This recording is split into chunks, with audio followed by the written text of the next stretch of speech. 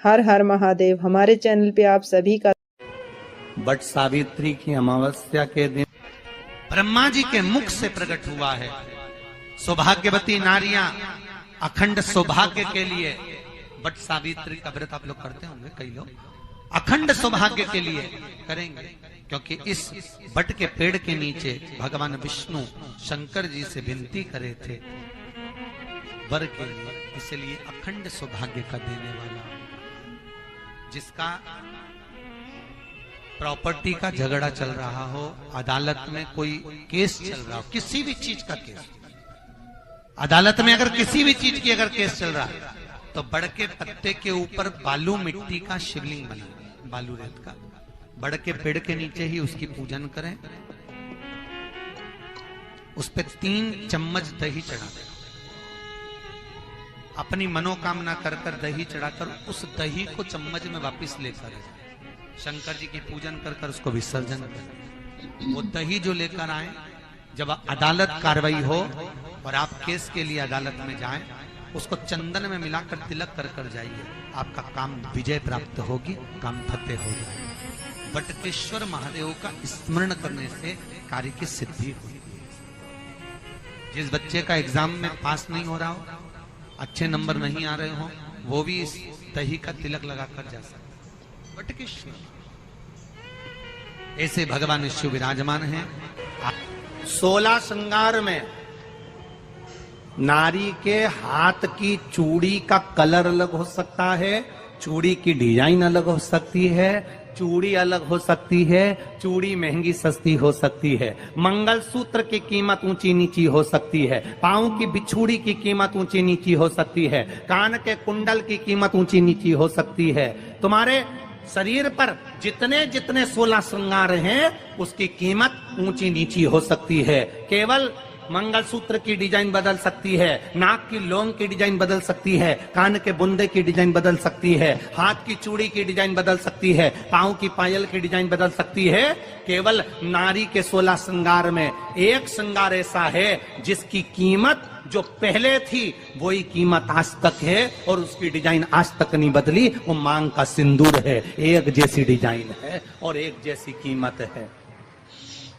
सारे श्रृंगार की कीमत अलग, पर मांग में जो सिंदूर डाला जाता है वो एक कीमत का होता है, एक डिजाइन का होता है और एक जैसा होता है, और वो सबसे भारी होता है। सावित्री यमराज से कह रही है मेरे पति को छोड़ दो। यमराज कह रहा है सावित्री तेरा पति मर चुका है, मांग के सिंदूर को पोंछ दे। सावित्री कहती है पूरा श्रृंगार उतार दूंगी पर मांग का सिंदूर नहीं पूछने दूंगी। तब यमराज ने कहा जब तक तू मेरे मांग का अपनी मांग का सिंदूर नहीं उतारती तब तक तू मेरे पास नहीं आ सकती। भगवान यमराज से सावित्री ने कह दिया मैं भी तुझे वचन देती हूं यमराज, मेरी मांग में जब तक सिंदूर है, जैसे सीता ने लाइन, लक्ष्मण जी ने लाइन खींच दी थी और सीता पार नहीं जा सकती थी, मैं भी तुझे वचन देती हूं जब तक नारी की मांग में सिंदूर है तब तक तू उसके पति को उसके सामने लेकर नहीं जा सकता। यह भी मैं तुझे कह देती हूं। यमराज भैंसे पर सवार होकर सत्यवान को लेकर जा रहा था, सावित्री से वचन पर वचन चल रहे थे, अड़ के पेड़ के नीचे छोड़कर आए। क्या चाहिए तुझको, क्या चाहिए तुझको, क्या दूं मैं तुझको, कुछ मांग ले मुझसे। सावित्री कहती है क्या दोगे आप, मेरे पति के प्राण दे दो बस वापिस, और कुछ नहीं चाहिए। यमराज यमलोक में प्रवेश करने लगा। मांग के सिंदूर में से थोड़ा सा सिंदूर सावित्री ने केवल हाथ में लेकर अपनी बिंदी पर जो लगाया, सत्यवान को लेकर यमराज अंदर नहीं जा पाया। बाहर खड़े होकर कहता है मांग ले, मैं तुझे एक वचन नहीं, तू बोले तो मैं 2 वचन दे देता हूं, तू बोले तो मैं 3 वचन दे देता हूं, तू मांग क्या चाहिए। तब सावित्री ने कहा देना चाहते हो, हाँ। अब यमराज को लगा कि लालच में पड़ गई सावित्री, तब कहा पहला वचन दीजिए, मेरे अंधे सास ससुर के नेत्र वापिस आ जाएं। यमराज ने कहा तथास्तु। दूसरा वचन दीजिए, मेरे सास ससुर अपने पोता पोती का मुख देखें। यमराज ने कह दिया तथास्तु।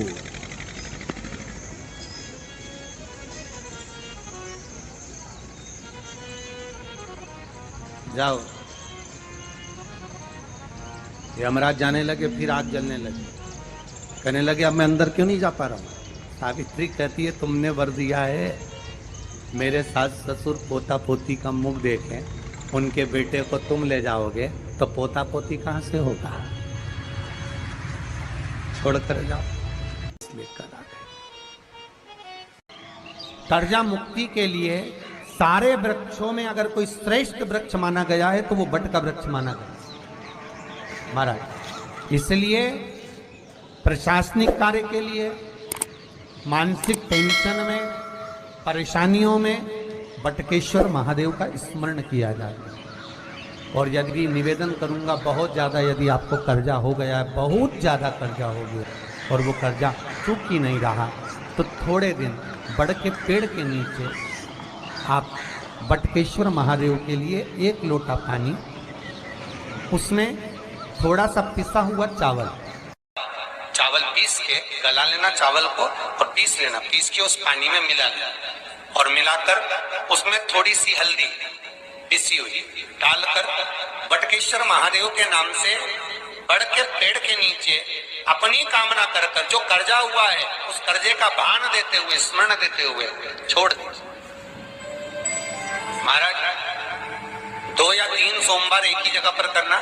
3 सोमवार बाद वहीं से बड़ के पेड़ की थोड़ी सी जड़ उठा लाना और उस जड़ को कोई धागे में बांधकर या तो अपनी गले में डाल लो या अपनी जेब में पटक लो। उसको थोड़े दिन पटक कर रखना, लगभग 2 से 3 महीना पटक कर रखो।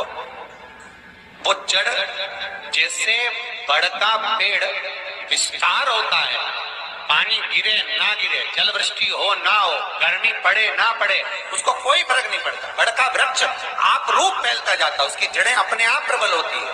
उसी तरह ये बटकेश्वर महादेव कहीं से भी अगर जड़ आपके पास में रखी है 1 महीना, 2 महीना, 3 महीना तक, तो ये जड़ अपने आप लक्ष्मी को पकड़कर खींच कर लाती है और कर्जे से मुक्त कर दे।